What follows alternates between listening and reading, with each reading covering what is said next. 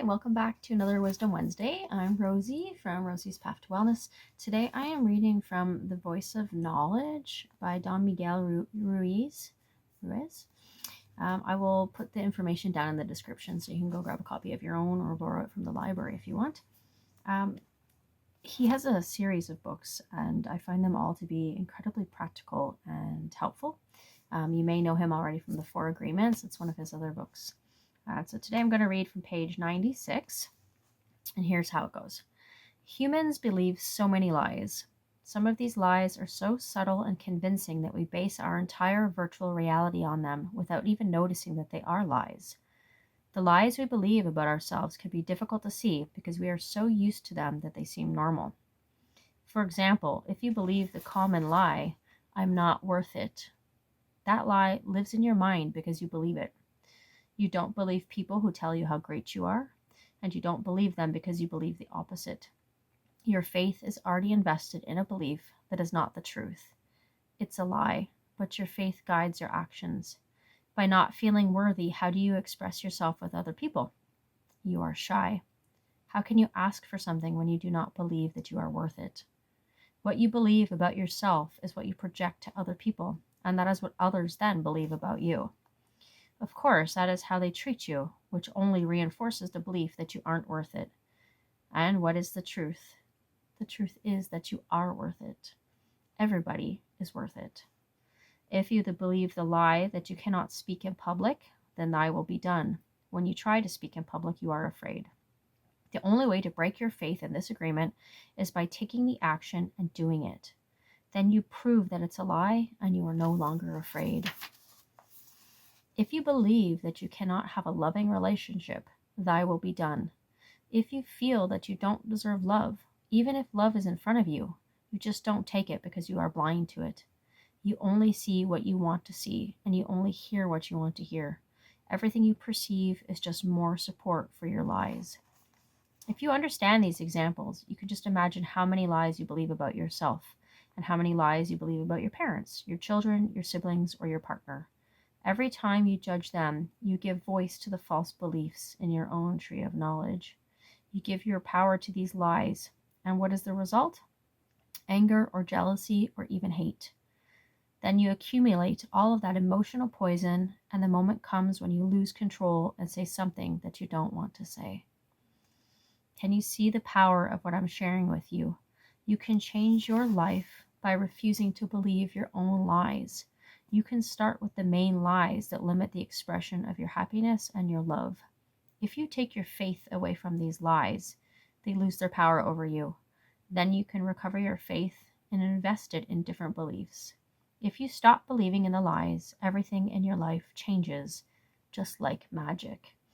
So this kind of ties back into limiting beliefs. So the beliefs that we make up about ourselves, that we are not worthy of having that which we want, or that we are not good at something, or we are too old for something, or we're too young for something. All these conditions that we put around ourselves so that we cannot actually achieve our dreams. And what he's saying here is, if you were to one by one sort of look at each one of these lies that we've been telling ourselves, we can start to look for some proof that they are not true. Every human is worthy.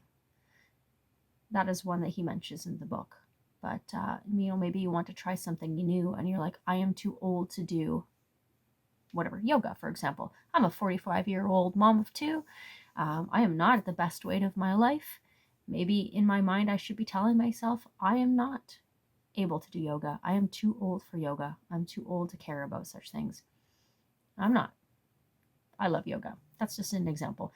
Maybe you feel you're too old to start a business. You're never too old to start a business. Look for examples in the world. Are there other people out there who have started new businesses at a more advanced age? Maybe you feel you are too young to start a business. Look for examples in the world. There are other people who are young who have started successful businesses. Whatever the example is, or I'm too fat, or I'm too skinny, or I'm too whatever. Look at these lies that you've been telling yourself and look for proof in the real world about whether they're actually true or not. And I think a lot of the time you will find that they are not true. And you can find real life examples of people who are indeed doing what you want to do. And so we have to rewrite those lies, and we need to tell ourselves new Not lies, but truths. I am worthy. I am not too old for yoga. I am not too old to start a business. You are not too young to do what you want to do. You are not too old to do what you want to do. You are not too fat. You are not too ugly. You are not too shy. Blah, blah, blah, blah. The list goes on. Find those lies. Start working on rewriting them. Put them in a journal. And you might not feel it to be true at the start. You might have great resistance. Writing that you are worthy or I am worthy, that might take some time. If you have been feeling your whole life that you are not worthy, that will take some time to get around, and it will feel uncomfortable.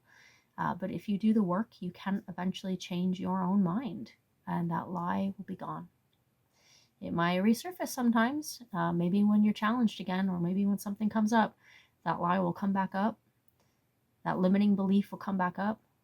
But then you'll have practice, and you'll have practice of telling yourself that I am worthy. I am worthy of abundance. I am worthy of love. Whatever it is that you are feeling, you can rewrite that. You can change the script. And I love that little bit of this book.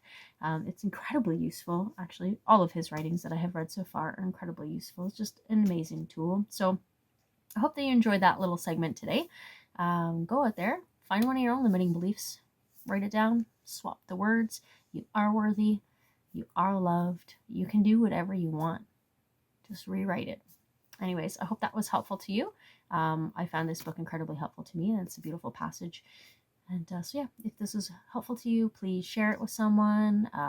Give me a like, give me a subscribe, give me a comment. I am not affiliated with this book, obviously, whatsoever, but I will comment about it or in the description. Go grab yourself a copy and give it a read.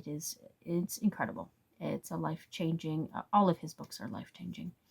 Anyways, I really appreciate your time. I am grateful that you popped in, and you just have a beautiful day. And remember, you are loved and you are worthy, and you've got this. So peace. Thanks again.